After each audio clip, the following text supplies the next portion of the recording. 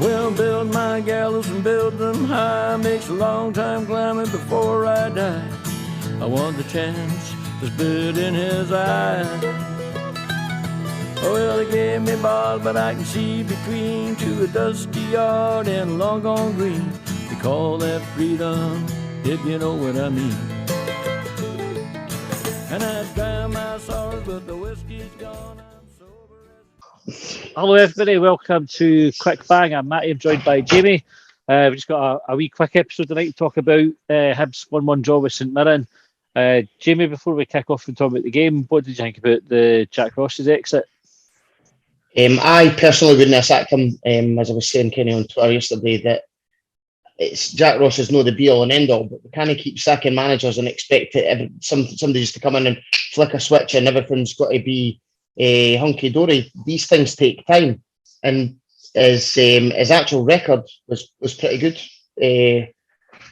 All available semi-finals, best win rate in the last 10 managers, I think, if no more.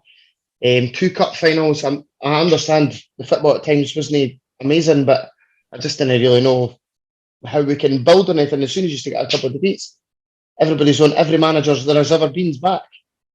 I didn't care what the answer is, but it can't keep on like this. It's a strange one. I always I contradict myself because I always say you need consistency, and sometimes like managers get better after a bad spell because they learn from it. Like a manager who's good all the time, if they didn't have a bad spell, they didn't care how to get.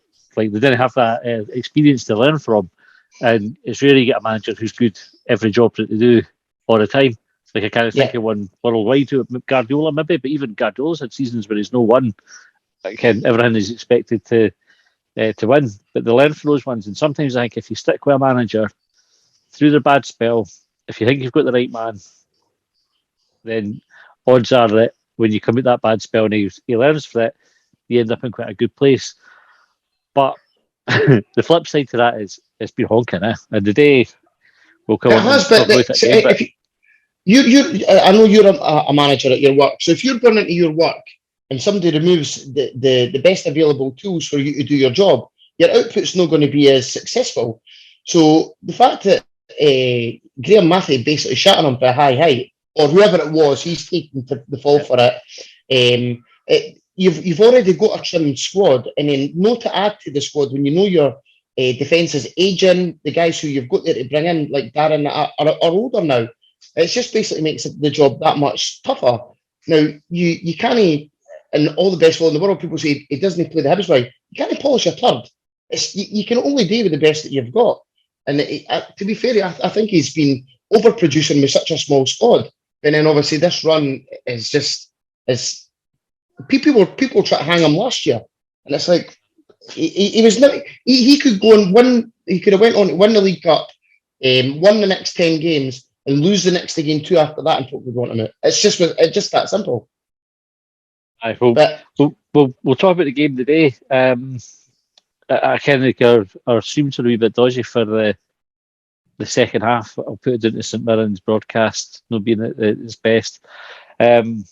But overall, do you think the draw was a fair result, or do you think we did enough to win the game?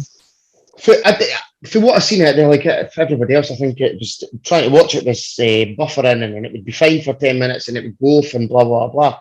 But for what I've seen of the game, I just thought it was just two teams, just no fluency at all. It was new. I didn't even see this at Mirren goal, but I thought our goal, it was just you want people to go and get into the box at Campbell done. And he's basically, the keeper's made a save and he's tapped it in. No tapped it, it was quite a good goal, but we're just not finding any luck at all. I don't think. The game the other night there was absolutely honking, and I'm sure everybody who watched it would say the same thing. But games against Ross County, St Johnstone, Rangers, I thought they were all, obviously won the St Johnstone game, but they're all winnable games. I don't know what's turned with us, but there just seems to be. Is it because the crowd's getting on their backs and everybody's trying to outperform themselves and no relaxing? I don't know, but something needs to give, because we're going into this game next week now. In fact, we play Dundee during the week as well, don't we? Game on Tuesday night, I think. So we're going to that, and then Ken, if you get another defeat, Ken, I don't know how that Celtic game will go. Will we're in any danger of getting pulled into a relegation scrap? I didn't think so. I think once we start getting the heads up a couple of wins, if we get into the January period, somebody was saying on Twitter yesterday they expected an announcement of a new manager on Tuesday. Was it you guys talking about this? I can't remember. I can't mind if we talked about it. There was a report that was out. I can't remember which paper it was, but the way it was worded, and I think it was badly worded in the paper rather than them knowing anything. But it said about David Gray taking charge before the new arrival, or like it was, but it says like an imminent arrival ahead of Tuesday's game against Dundee. But I wasn't sure if that meant if they were meaning the manager's going to be in time for the Dundee game, or that the Dundee game was imminent. I think it was just badly worded. Right. Okay. Look, because I think that Kensal was the type of guy that would have had the ball rolling and gave Jack Ross a certain amount of games to say, listen, this isn't really working, but we'll give you a certain amount of time.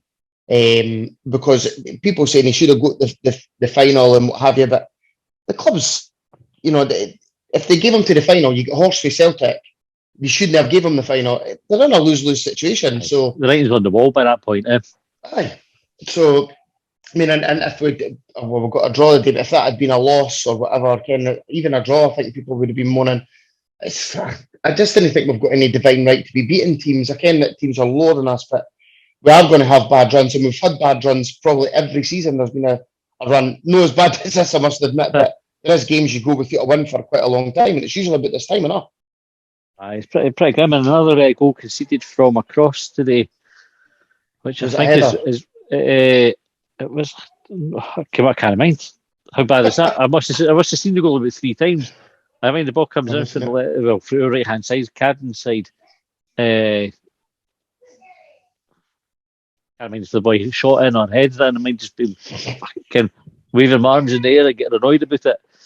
I think it was just again, it's a lot of some concentration for the defence. It's cost us so much this season, and it seems to not really matter who we've got in defence. It still keeps happening because the day was a different. The name again, no Hanlon, no Doig.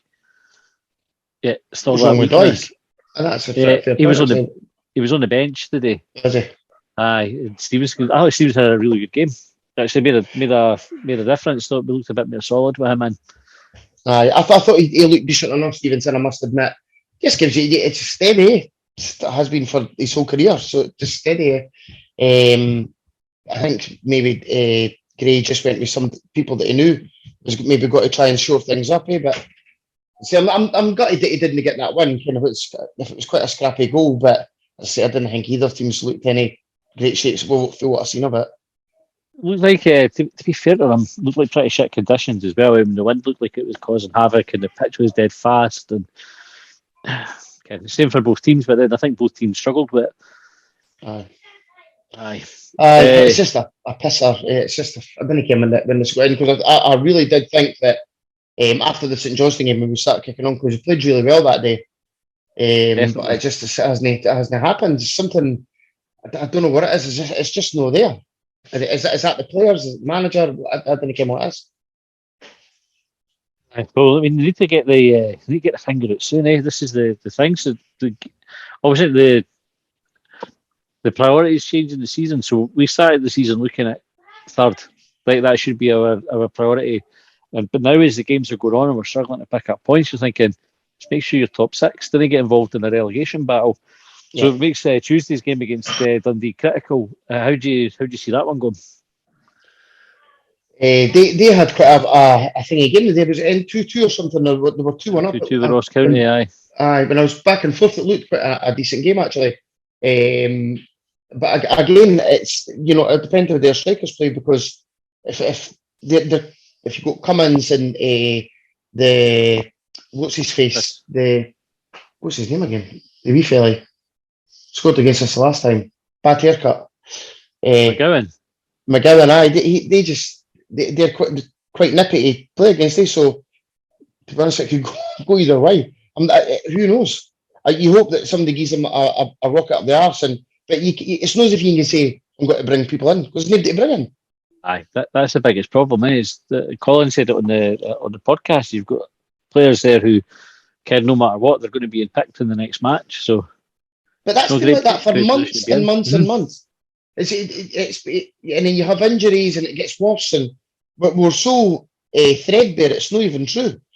But as I say, that all comes down to the recruitment in the summer and then trying to panic by at the end. Again, it's just fucking nonsense.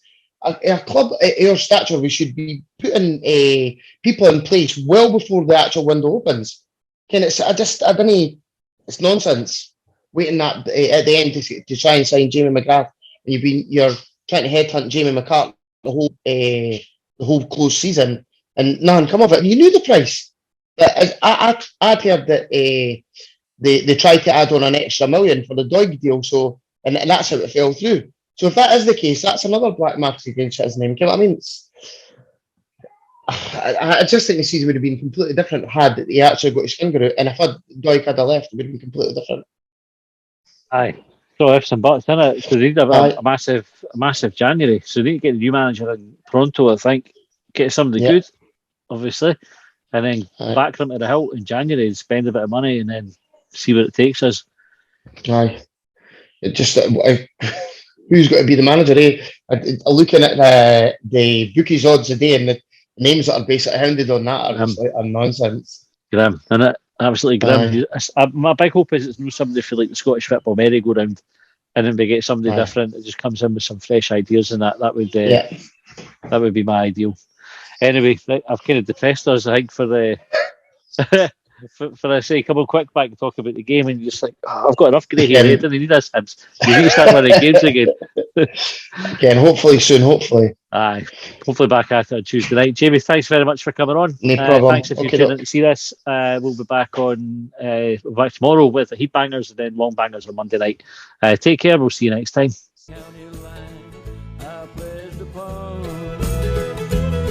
Well, they trailed me down when I broke free. I drank all the whiskey in Tennessee. I don't care.